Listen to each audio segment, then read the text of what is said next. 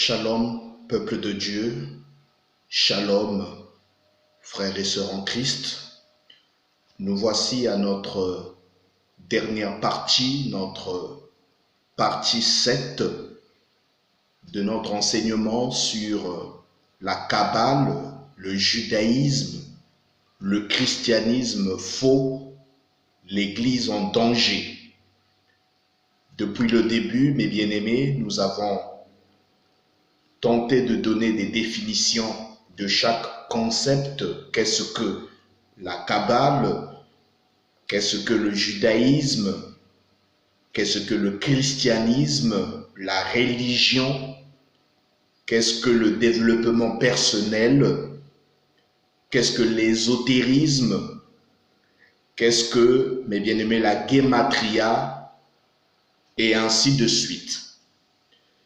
Avec l'aide du Saint-Esprit, nous avons essayé d'interpeller chacun de nous à devoir faire des recherches et ne point se borner juste à écouter.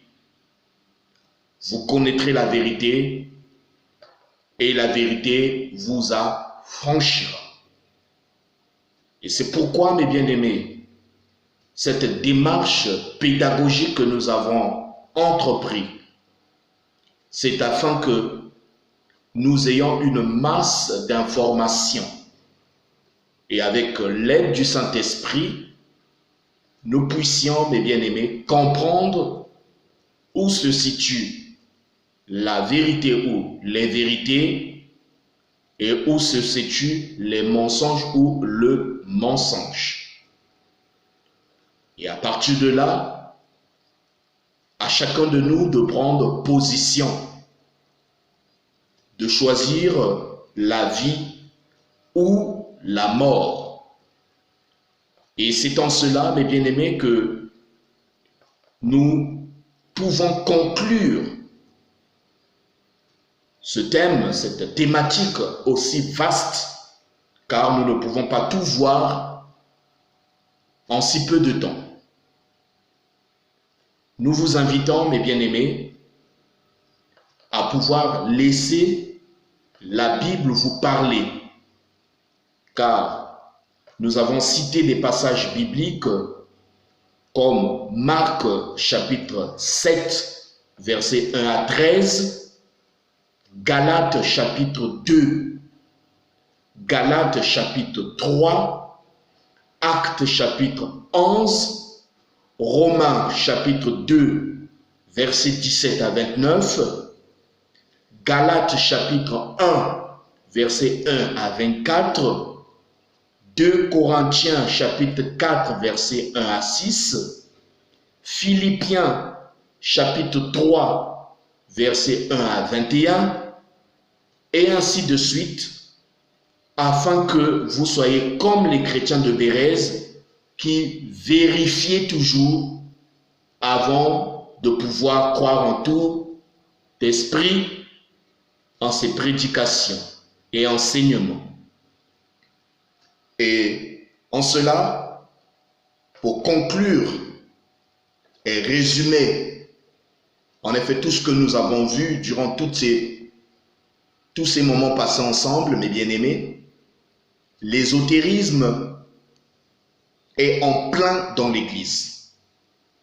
Et beaucoup, entre griffes, entre guillemets, ces prophètes, apôtres, bishops, prêtres, ces docteurs, ces, comme vous les donnez tous les titres, qui aujourd'hui, ces hommes, se vantent d'avoir une connaissance, mais laquelle?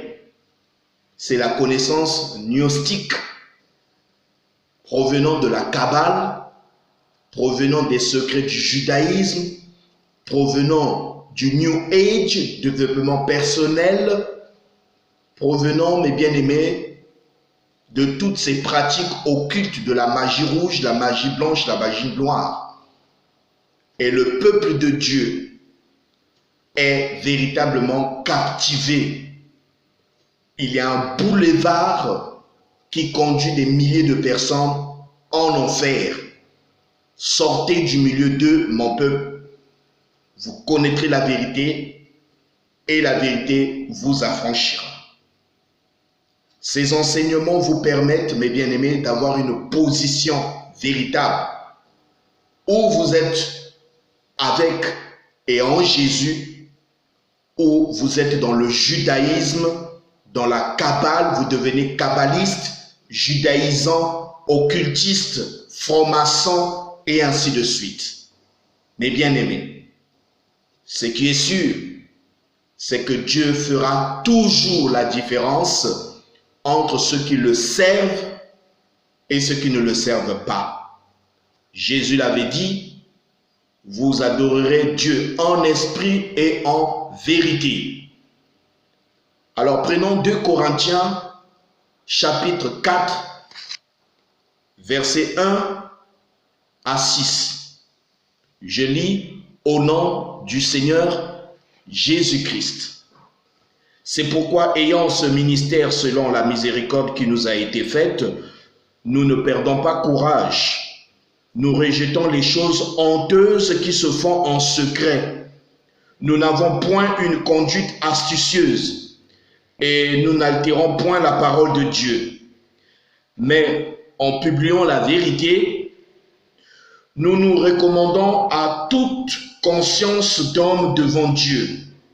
Si notre évangile est encore voilé, il est voilé pour ceux qui périssent, pour les incrédules, dont le Dieu de ce siècle a aveuglé l'intelligence, afin qu'ils ne vissent pas briller la splendeur de l'évangile de la gloire de Christ, qui est à l'image de Dieu.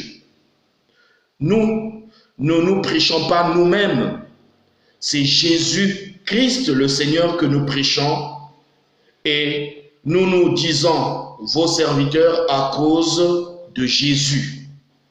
Car, qui a dit, la lumière brillera du sein des ténèbres, a fait briller la lumière dans nos cœurs pour faire resplendir la connaissance de la gloire de Dieu sur la face de Christ. Christ doit être à jamais au centre de votre foi, de votre salut. Votre salut n'est point dans la Kabbale, ni dans le développement personnel, ni dans le judaïsme, ni dans toutes ces pratiques occultes, mes bien-aimés. Quittez et sortez du milieu de ce chaos, parce que existe réellement novus ordus seclorum. Cela existe vraiment, et novus ordo ad chaos, cela existe également. Alors, mes bien-aimés, existe-t-il des secrets chrétiens réservés à une élite d'initiés? L'ésotérisme s'oppose, mes bien-aimés, à la nature même du christianisme. Retenez cela. Les chrétiens pratiquant l'ésotérisme et différentes formes d'occultisme existent et ne sont pas si rares. Mais le christianisme est-il une religion ésotérique? C'est une question. La foi chrétienne contient-elle une doctrine occulte réservée à une élite secrète d'initiés? C'est une question. La réponse est non. Non et non. Cela est clairement impossible et cela mérite d'être répété. La majorité des sociétés ou des sectes ésotériques, ainsi que les auteurs et intellectuels liés à l'occultisme, les rosicruciens, les kabbalistes, les judaïsants et les différentes sociétés secrètes maçonniques sont convaincus que le christianisme détient des secrets religieux cachés, comme si l'ésotérisme chrétien existait. C'est faux, ça n'existe pas. En réalité, il n'en est rien. pas plus que n'existent des doctrines occultes connues d'une élite seule. Il s'agit d'un désir de quelques adeptes de l'ésotérisme en quête de prétendus secrets dissimulés au sein de chaque symbole et doctrine. Cette tendance s'amplifie aujourd'hui par la Kabbale et le judaïsme, l'ésotérisme de masse, le New Age, ou des romans comme ceux de Dan Brown, mais sont vraisemblablement fondés dans le faux, mes bien-aimés, et les hérésies. Ceux qui pratiquent l'ésotérisme et se considèrent chrétiens ne le sont pas en réalité. Il semble impossible de croire en Jésus-Christ et d'énoncer des affirmations contraires à son message, comme la réincarnation. C'est faux et ça n'existe pas. Mais dans le judaïsme, ils y croient, mes bien-aimés. Pour les chrétiens, la base de la foi est d'accepter totalement, entièrement, uniquement ce que Dieu a révélé et non ce qu'il a occulté, mes bien-aimés. Par le Christ, Dieu a montré le chemin à suivre pour le salut de l'humanité. Il n'y a pas de secret. Il n'y a pas de livre à lire pour se rapprocher de Dieu ou pour se dérober du péché. Il n'y a que Jésus-Christ. Et le Christ a payé le prix à la croix de Golgotha. Tout est accompli. Mes bien-aimés, ne tombez pas sous le joug de la servitude de ces hommes-là qui se disent général, bishop, prophète, apôtre, qui se disent rabbins, qui se disent être des experts dans la connaissance gnostique et autres. Fuyez-les, mes bien-aimés. Ne donnez pas vos têtes afin que ces hommes puissent prier pour vous.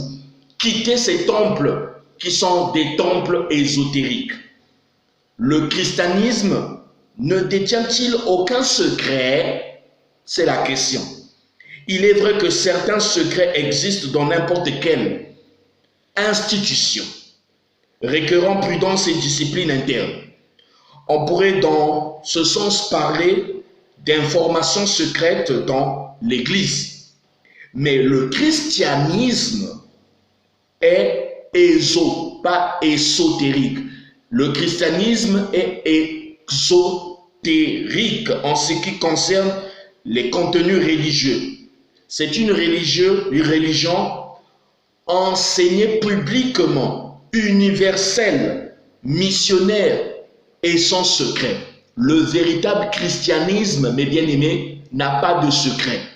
Oui, on parle des mystères, mais les mystères ont été totalement dévoilés. Aujourd'hui, nous sommes au temps de la fin, l'âge oméga, où la plénitude de la parole a été dévoilée. Le livre qui était scellé au-dedans et au-delà, selon Apocalypse chapitre 5, a été ouvert et le contenu a été dévoilé dans Apocalypse chapitre 10, verset 7. Mes bien-aimés, le magistère de l'Église regroupe des documents ouverts, publics, les prononcés officiels et les doctrines sont accessibles à tous. Il n'y a pas de secret dans le christianisme vrai, pas le faux christianisme.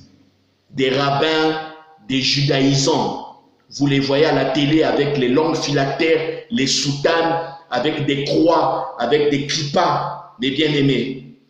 C'est triste. Tout ce qui concerne la foi et la doctrine est public.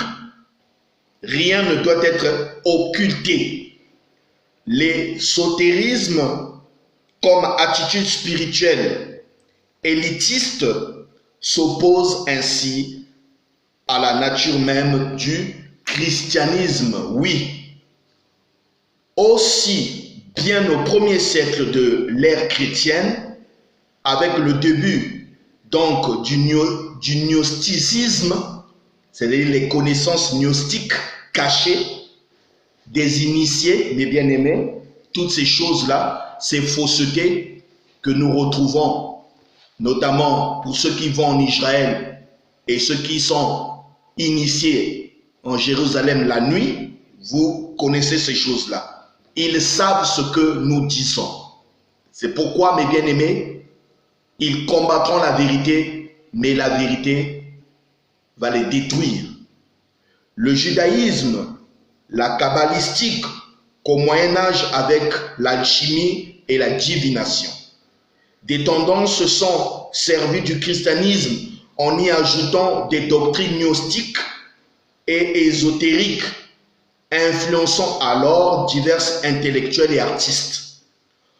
On cherchait à inventer un ésotérisme chrétien ou un christianisme ésotérique. Le monde verra apparaître des ésotériques vivant le christianisme de manière syncrétique, comme cela est encore le cas aujourd'hui. Dans nombreuses littératures, œuvres d'art et même temples médiévaux se trouvent ainsi des symboles et des concepts issus de l'alchimie et de l'ésotérisme. Bien que certains ésotériques s'autoproclamant chrétiens aient prétendu donner un nouveau sens à la réalité de la foi chrétienne, réinterprétant des symboles et doctrines, il n'a jamais été question d'un ésotérisme chrétien. Amen. Un tel concept serait contradictoire. Nombreux en effet, depuis fort longtemps, profitant d'un pèlerinage ou tourisme en terre d'Israël, à Jérusalem. D'après eux, il y a une Jérusalem du jour et une Jérusalem de nuit. Ce qui est tout à fait normal, le tourisme ou le pèlerinage. Mais certains sont intéressés par la Kabbale et le judaïsme.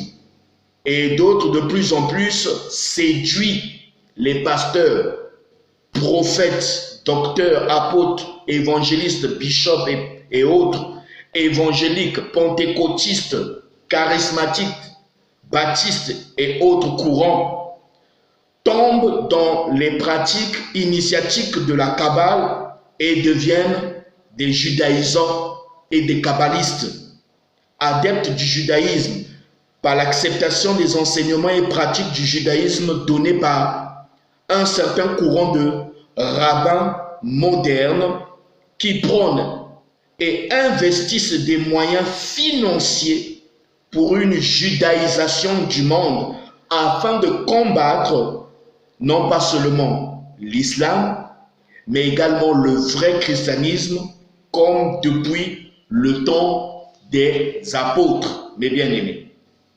L'une des expressions de la crise culturelle actuelle est l'émergence gnostique et ésotérique manifestée par le succès de toute une littérature associée au thème de la magie, des évangiles apocryphes, du développement personnel, de l'alchimie, de l'hermétisme et ainsi de suite.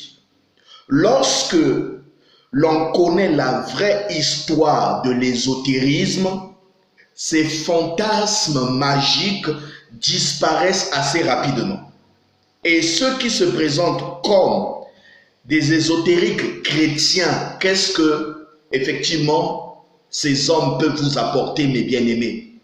Les ésotériques chrétiens, ils peuvent vous apporter quoi? De nombreux ésotériques actuels parlent de manière ouverte d'un christianisme ou d'un ésotérisme chrétien. Il s'agit en réalité d'une redéfinition du christianisme de leur part, comme ils le font avec certains courants philosophiques de l'Antiquité ou avec certaines religions orientales, en se les appropriant avec négligence afin de plaire aux consommateurs. C'est ce qui se passe dans les églises aujourd'hui. L'homme de Dieu s'en va en Israël et revient avec de nouvelles doctrines et l'église est séduite, égarée et aveuglée. Sortez du milieu de mon peuple, mes bien-aimés. Ne vous laissez pas captiver par ces hommes. Nul ne peut nier que des individus. Mes bien-aimés, le christianisme n'a en vérité jamais été ésotérique. Le christianisme n'a en vérité jamais été ésotérique, ni mélangé à quoi que ce soit. Par sa nature missionnaire, il représente une religion ouverte. Son message universel n'est pas réservé à une élite en quête de coïncidence symbolique au monde invisible, mes bien-aimés. Nul ne peut nier que des individus vivant un christianisme social aient pu pratiquer l'ésotérisme. Ils sont nombreux, même dans la politique, dans le showbiz, et ainsi de suite, au cours de l'histoire. Comme cela arrive aussi aujourd'hui. Au Moyen-Âge, même si l'on appartenait à la religion chrétienne, c'est-à-dire catholique, il faut dire ça comme ça, juive ou musulmane, des courants gnostiques et magiques ressurgissaient de temps en temps. Face à l'ésotérisme de masse, il convient de se demander si le christianisme n'a pas délaissé sa part de mystique et de mystère. Son adaptation au monde moderne a peut-être été excessive, laissant ainsi les âmes assoiffées d'expérience et de sens s'orienter vers l'irrationalisme, la magie et l'occultisme.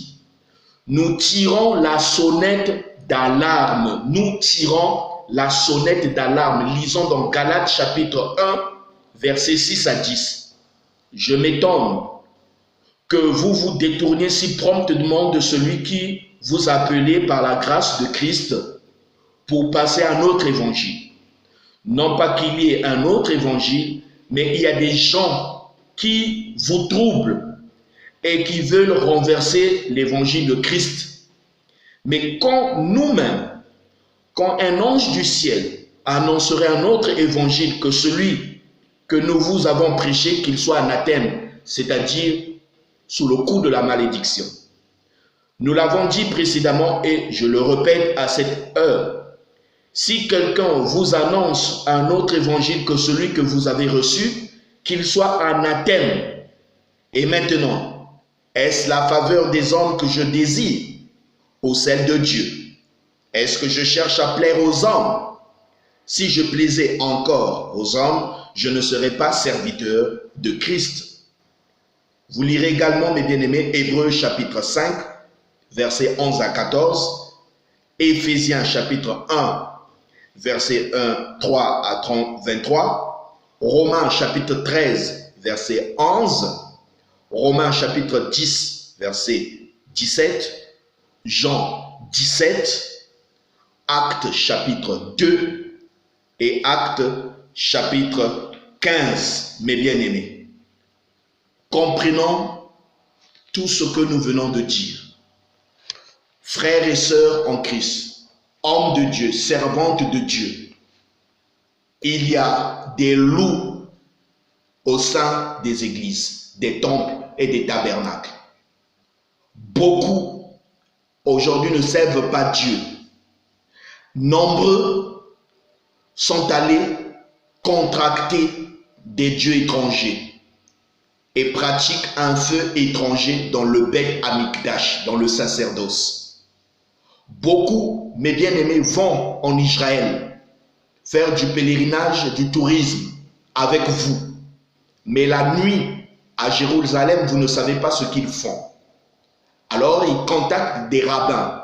Il y a même des rabbins noirs en Israël pour apprendre dans le secret la Kabbale, donnant des offrandes donc à ces rabbins, des millions qu'ils donnent, et aussi se faisant au final financer par le centre de la Kabbale, se trouvant à New York. Il y a de gauche à droite des ordres de Melchisédek et autres. Alors nombreux sont cooptés, enregistrés, embrigadés, et ils adhèrent pour pouvoir connaître les mystères, c'est-à-dire les secrets, devenir initiés Et nombreux, mes bien-aimés, tombent dans le piège du diable. Le judaïsme n'a rien à voir avec le christianisme véritable. Jésus l'a stigmatisé. Paul l'a stigmatisé. Alors pourquoi nous retrouvons aujourd'hui ce judaïsme dans nos églises? Regardez et voyez vous-même, mes bien-aimés, dans leur vestimentaire, regardez, dans leur langage, les propos, dans leur prédication et enseignement, écoutez-les. Ayez le Saint-Esprit maintenant, mes bien-aimés. Ne vous laissez plus séduire ou égarer. Levez-vous dans la prière, réveillez-vous. Car Jésus ne viendra pas prendre une église comme telle. Il viendra prendre une épouse sans tache ni ride, qui n'est pas ou qui ne patauge pas dans la Kabbale, ni dans le judaïsme, ni dans le gnostique, ni dans le développement personnel, ni dans le New Age, ni dans la franc-maçonnerie, ni dans toutes ces choses, mes bien-aimés. Celui qui fricote avec le judaïsme finira par tomber dans la Kabbale et finira aussi par devenir franc-maçon, car nombreux sont francs-maçons. Alors je rappelle encore au peuple de Dieu qu'il y a ces hommes-là qui se disent leaders, mais qui sont kabbalistes et judaïsants, et qui vendent des âmes dans l'église. L'église est leur bergerie et leur ferme où ils viennent effectivement pour sacrifier des âmes pour leur gloire, mes bien-aimés. Vous ne pouvez pas faire toutes ces pratiques de la Kabbale jusqu'à arriver en Égypte pour apprendre la magie noire, la magie rouge, la magie blanche, faire tous les miracles, faux miracles qu'ils font, sans pourtant sacrifier des vies. Car ils ont des alliances, et ces alliances se reposent sur le sang. Ils veulent avoir beaucoup d'argent. L'argent, ce n'est pas une mauvaise chose, mais la source, on doit se poser des questions. Le faux est rentré dans l'église. Les hérésies sont rentrées dans l'église. Et mon bien-aimé, ma bien-aimée, l'église est en danger. L'église dort. Beaucoup ont été surpris par le coronavirus, la pandémie, le Covid-19. Mais depuis 2005, depuis 2010, nous sonnons la trompette et nous parlons de toutes ces choses. Ce que faisait, ce que fait et ce que fera l'OMS, Bill Gates et toutes ces choses, mes bien-aimés. Nous en parlons et nous ne cesserons pas d'en parler. Il y en a de ceux qui sont des vrais serviteurs de Dieu. Il y a des vraies églises où le message de Dieu est prêché dans la vérité et dans toute la vérité. C'est pourquoi, mes bien-aimés, nous vous invitons à lire, lisez, faites vos recherches et comparez toutes choses à la parole. Et le Saint-Esprit, dans les moments de prière, vous révélera des choses cachées. Que le Seigneur vous bénisse, que la grâce de l'Éternel soit avec vous. Nous avons beaucoup à dire, mais je pense que ce qu'il fallait dire a été dit. Tout a été dit, mes bien-aimés, avec la grâce du Saint-Esprit. Nous poursuivons nos enseignements sur notre chaîne YouTube, Rème à la parole. Abonnez-vous et partagez aussi à vos familles, amis et hommes de Dieu, servants de Dieu, frères et sœurs, afin que vous puissiez écouter et que vous puissiez comparer. Mes bien-aimés, c'est le temps de choisir entre la vie et la mort. Car Christ est la vie, la Kabbale, c'est la mort, le judaïsme, c'est la mort, le développement personnel, c'est la mort, le New Age, c'est la mort, la scientologie, c'est la mort. Toutes ces choses, mes bien-aimés, qui n'honorent pas Christ, est du domaine de la mort. Il n'y a qu'une seule sorte de forme de vie, c'est la vie en Jésus-Christ. Zoé, Zoé, le code Zoé. Nous poursuivons donc nos enseignements et donc très bientôt nous allons toucher la troisième guerre mondiale. La troisième guerre mondiale qui n'est autre que la guerre de l'Armageddon. Donc, nous poursuivons avec l'enseignement sur la Troisième Guerre mondiale, qui est la guerre de l'Armageddon. Et de même, nous toucherons également la démonologie. La démonologie. Nous verrons tout sur la démonologie, mais bien-aimés. Que l'Éternel vous bénisse.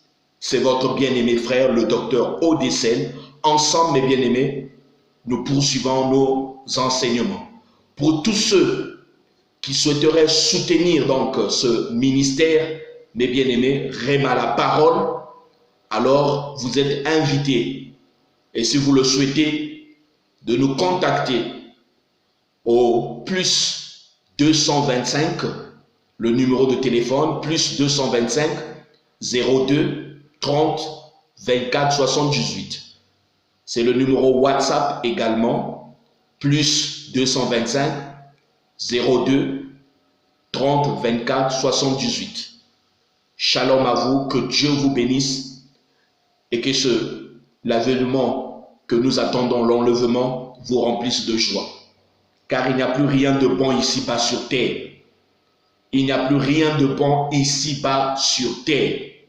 Mais bien aimés, faites de tous vos efforts de pouvoir vous trouver parmi ceux qui seront enlevés. Notre message est focalisé sur la préparation de l'Église épouse de Christ pour le jour du départ. Ce n'est pas installer un royaume ici-bas sur terre.